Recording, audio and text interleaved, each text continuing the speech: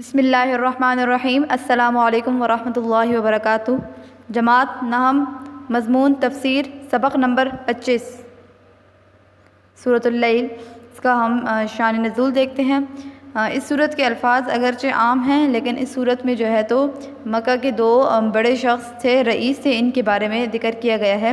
ایک حضرت ابو بکر صدیق رضی اللہ عنہ، یہ سورت ان کی مدح میں، اور امیہ بن خلف جو بہت بڑا دشمن اسلام تھا اس کی مذمت میں نازل ہوئی۔ مکہ میں یہی دو شخص رئیس تھے اور سب سے زیادہ مالدار تھے، لیکن ان دونوں میں سے ہر ایک کا عمل جو تھا وہ مختلف تھا۔ امیہ بڑا کنجوس تھا، ظالم بھی تھا، خصوصاً اگر اسے اپنے کسی غلام کے بارے میں معلوم ہو جاتا کہ وہ مسلمان ہو گیا ہے تو اس پر ظلم کی انتہا کر دیتا۔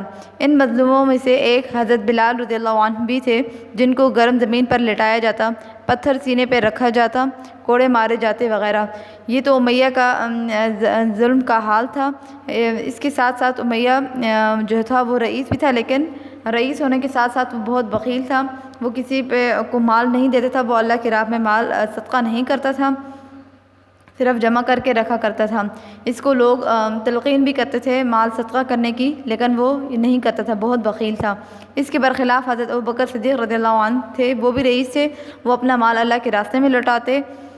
جب بھی کسی کافر کے غلام کے بارے میں معلوم ہوتا کہ وہ مسلمان ہو گیا ہے اور اس کا مولا اس پر ظلم و ستم کرتا ہے تو اس کو خرید کر محض اللہ کی رضا کے لیے آزاد کر دیتے۔ ان میں حضرت بلال رضی اللہ عنہ اور حضرت زنیرہ، حضرت عامر بن فہیرہ رضی اللہ عنہ شامل ہیں۔ لہٰذا شان نزول کے اعتبار سے اس میں جو آیات ہیں من اعطی واتقی، یہ جو ہے تو حضرت ابو بکر صدیق کے بارے میں ہے، اور پھر من بخل اور اشقی سے مراد امیہ ہے۔ پھر آگے اللہ تعالیٰ وما یغنی عنہ مالہ میں اس گروہ دوم یعنی امیہ کو اور اس جیسے لوگوں کو تنبیہ کی ہے کہ جس مال کو تم جمع کرتے ہو اور اللہ کے حقوق بھی ادا نہیں کرتے، جب مر کر قبر میں پھر جہنم کے گڑھے میں گرو گے تو یہ مال بوقت عذاب تمہیں کوئی نفع نہیں دے گا۔ حضرت ابو بکر صدیق نے حضرت بلال کی طرح اور بھی بہت سے غلاموں کو آزاد کیا تھا، اور امیہ نے حضرت بلال کے عوض حضرت ابو بکر صدیق سے بہت سارا مال لیا تھا، اور حضرت ابو بکر صدیق کا ایک قیمتی غلام تھا، وہ بھی لے لیا، پھر حضرت بلال کو آزاد کیا تھا۔ سورۃ اللیل کی ترجمہ دیکھتے ہیں۔ ترجمہ دیکھتے ہیں سورۃ اللیل کا۔ بسم اللہ الرحمن الرحیم۔ واللیل اذا یغشی، اور قسم ہے رات کی جب وہ چھا جائے، والنہار اذا تجلی، اور دن کی جب وہ روشن ہو جائے، وما خلق الذکر والانثی، اور اس کی جس نے نر و مادہ کو پیدا کیا۔ ان سعیکم لشتی، بے شک تمہاری کوششیں مختلف ہیں۔ واما من اعطی واتقی، پھر جس نے دیا اور پرہیزگاری اختیار کی، وصدق بالحسنی، اور اچھی بات کی تصدیق کی، فسنیسرہ للیسری، تو ہم اس کے لیے راحت کی چیز آسان کر دیں گے۔ واما من بخل واستغنی، اور جس نے کنجوسی کی اور بے پرواہی اختیار کی، وکذب بالحسنی، اور اچھی بات کو جھٹلا دیا، فسنیسرہ للعسری، تو ہم اس کے لیے تکلیف کی چیز آسان کر دیں گے۔ وما یغنی عنہ مالہ اذا تردی، اور اس کا مال اس کے کچھ بھی کام نہ آئے گا جب وہ تباہ برباد ہونے لگے گا۔ ان علینا للہدی، بے شک ہم پر تو راہ دکھانا ہے۔ وَإِنَّ لَنَا لَلْآخِرَةَ وَالْأُولَىٰ، اور ہمارے ہی قبضہ میں ہے آخرت اور دنیا۔ فَأَنذَرْتُكُمْ نَارًا تَلَظَّىٰ، پھر میں تم کو ایک بھڑکتی ہوئی آگ سے ڈرا چکا ہوں۔ لَا يَصْلَاهَا إِلَّا الْأَشْقَىٰ، اس میں وہی داخل ہوگا جو بدبخت ہوگا۔ الَّذِي كَذَّبَ وَتَوَلَّىٰ، جس نے جھٹلا دیا اور منہ موڑ دیا۔ وَسَيُجَنَّبُهَا الْأَتْقَىٰ، اور اس آگ سے وہ پرہیزگار دور رہے گا۔ الَّذِي يُؤْتِي مَالَهُ يَتَزَكَّىٰ، جو اپنا مال اس غرض سے دیتا ہے کہ وہ پاک ہو جائے۔ وَمَا لِأَحَدٍ عِندَهُ مِن نِّعْمَةٍ تُجْزَىٰ، اور اس پر اس کا کوئی احسان بھی نہیں کہ جس کا بدلہ دیا جا رہا ہو۔ إِلَّا ابْتِغَاءَ وَجْهِ رَبِّهِ الْأَعْلَىٰ، وہ صرف اپنے عالی شان رب کی رضا کے لیے دیتا ہے۔ وَلَسَوْفَ يَرْضَىٰ، اور وہ عن قریب اس سے خوش ہو جائے گا۔ اب تفسیر کی طرف آتے ہیں۔ واللیل اذا یغشی، یعنی قسم ہے رات کی جب وہ چھا جائے یا سورج کی روشنی کو چھپا کر دنیا کو تاریک کر دے۔ رات چھوٹی یا لمبی ہو، سرد و گرم ہونے کے اعتبار سے بھی اللہ تعالیٰ کی قدرت کاملہ کی نشانی ہے، اور موت و قیامت کا بھی نمونہ ہے۔ یعنی جس طرح ایک کے بعد دوسرے یعنی سب پر نیند طاری ہو جاتی ہے، اسی طرح دنیا میں بھی ایک کے بعد دیگرے سب پر موت طاری ہو جائے گی اور آخر کار قیامت آ جائے گی۔ رات دنیا میں ایک انقلاب عظیم بھی ہے۔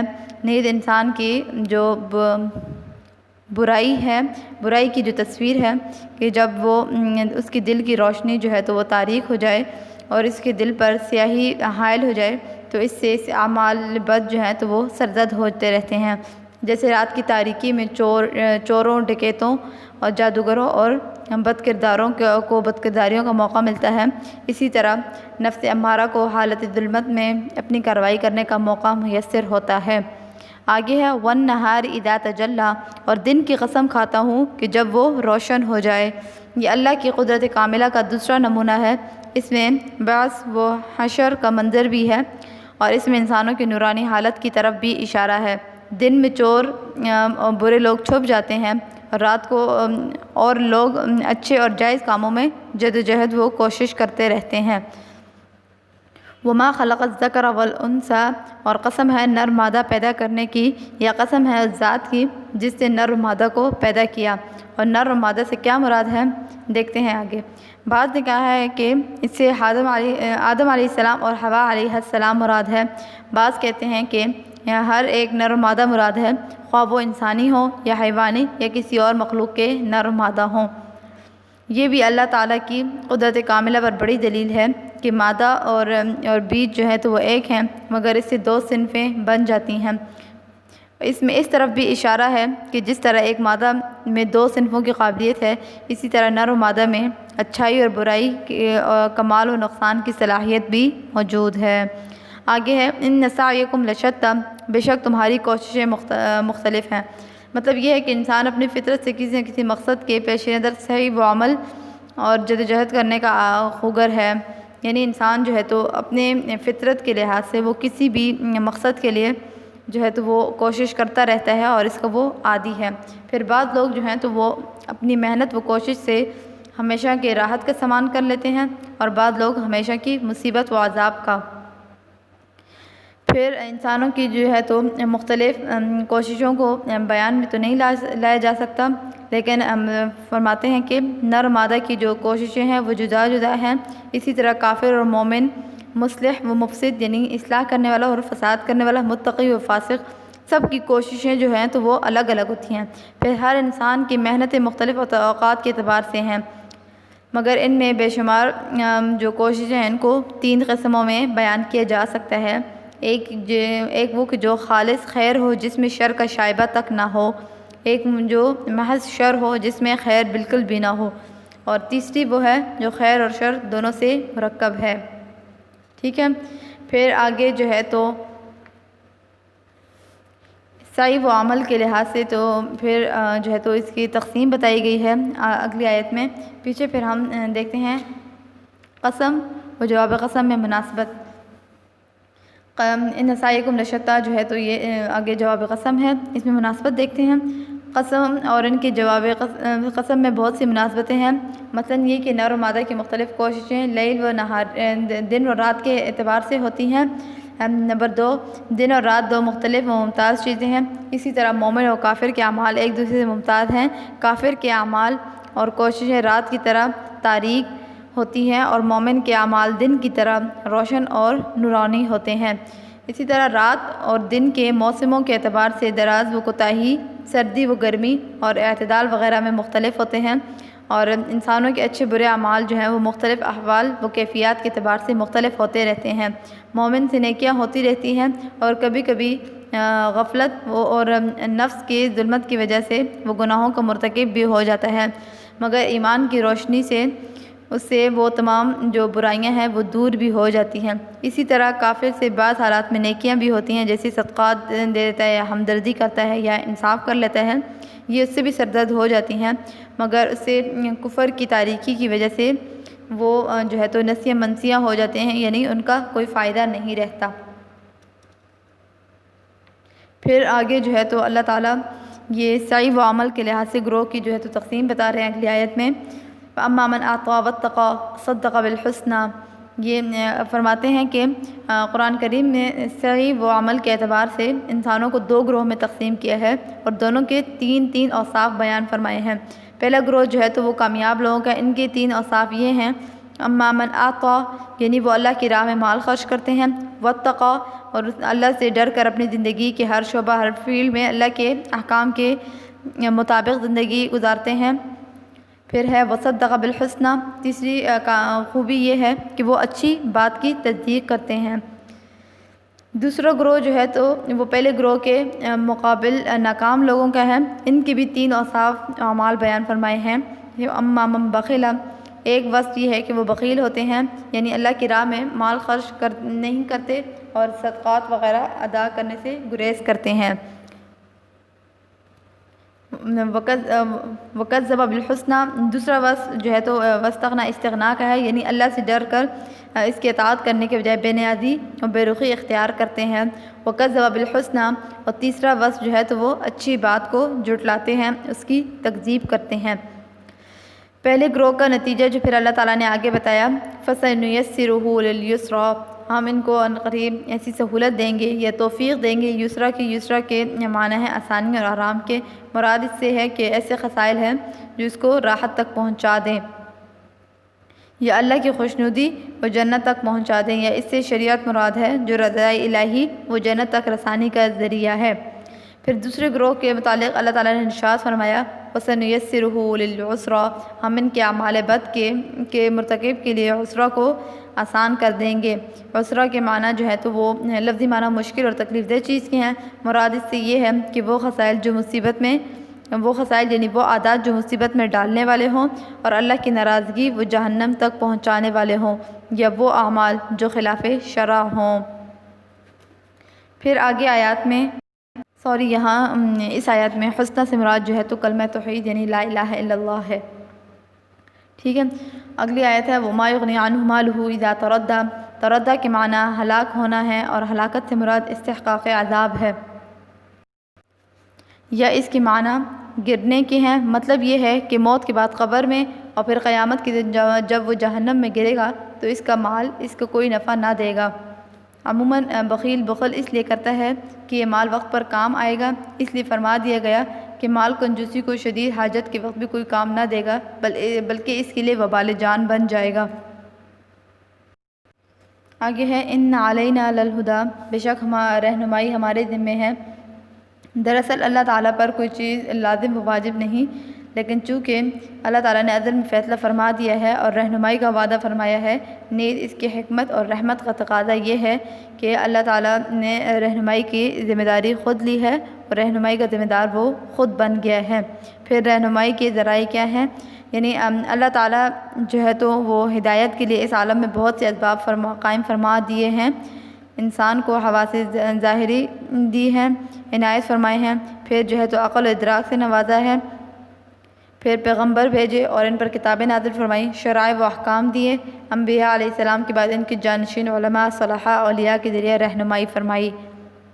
پھر ہے وَإِنَّ لَنَا لَلْآخِرَةَ وَالْأُولَىٰ، بے شک آخرت و دنیا ہماری ہی ملکیت و تصرف میں ہے، ہماری ہی مخلوقات ہیں، کیونکہ دنیا اور آخرت کے خالق و مالک و بادشاہ ہم ہی ہیں، تو ہم ہی کو ان میں تصرفات اور مخلوق کو احکام و صادر فرمانے کا حق ہے، کیونکہ دنیا اور آخرت کے مالک ہم ہیں، وہ متصرف بھی ہم ہیں، اس لیے دنیا کی نعمتیں اور آخرت کی راحتیں، یہ دونوں جہان کی دولتیں ہم ہی سے مانگی جا سکتی ہیں، کسی دوسرے کو ہمارے ملک میں اور ہماری ملک میں کوئی اختیار نہیں۔ فَأَنذَرْتُكُمْ نَارًا تَلَظَّىٰ، اس لیے تم کو بھڑکتی ہوئی آگ سے ڈراتا ہوں، یعنی چونکہ ہدایت ہمارے ذمے ہیں، ہم مالک دارین و خالق کے کونین ہیں، اس لیے ہم نے تم کو شعلہ مارنے والی آگ سے ڈرایا۔ لا يصلاها الا الاشقى، اس میں بدنصیب ہی داخل ہوگا۔ اشقیٰ کی تفسیر پھر اللہ تعالیٰ خود ہی فرما رہے ہیں، الذی کذب وتولیٰ، اشقیٰ وہ ہے جس نے رسول یا حق کی تکذیب کی اور ایمان سے روگردانی کی۔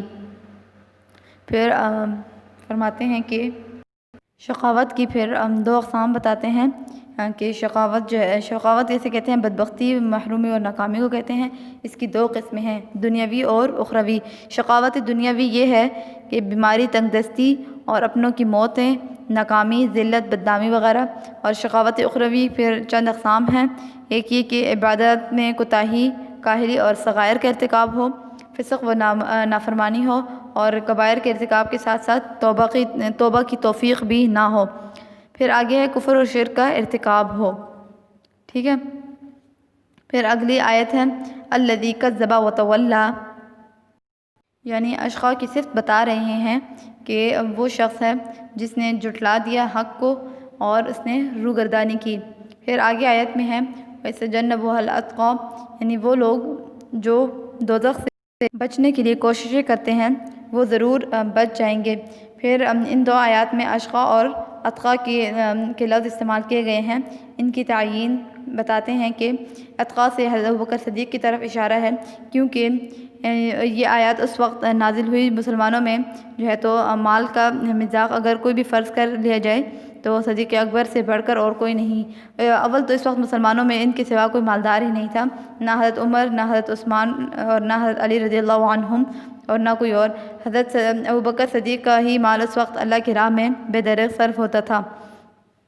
پریشان حال مسلمان غلاموں کو آزاد کرنا، پھر آپ صلی اللہ علیہ وسلم اور مسلمانوں پر مال صرف کرنا ان کا ہی کام تھا۔